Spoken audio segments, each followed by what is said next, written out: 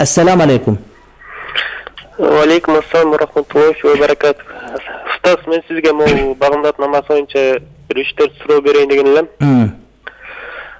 Багымдат намазын акыр жагында могу аттахият окуп бүтүп берки бир дуа окулуп, эң акыр жагында Роббана атина фид дунья хасанатан ва фил ахирати хасанатан шул дуасын кошо окуса болобу? Болот, ушуну мен дайыма ушуну окуйм.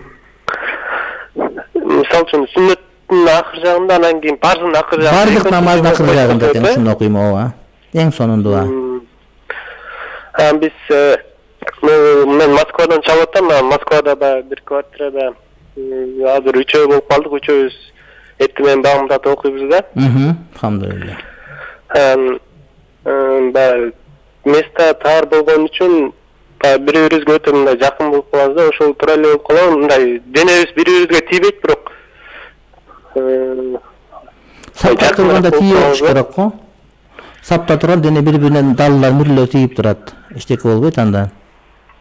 Арада бир эме мындай кыз киши дагы бар да, бирөөсү кыз киши болуп калат. Ал өзүнчө сапка туруш керек да, же аркада туруш керек. Силерге сапка турбаш керек. Биздин артыбызда турат. Ал жакшы окуй берет болот. Окуй берет. Рахмат. Кудайым кабыл кылсын. Рахмат сиздерге, Аллах ыраазы болсун. Дүйшөндүн мектеби, дүйшөн деген сөз көп нерседе эске түшөт да.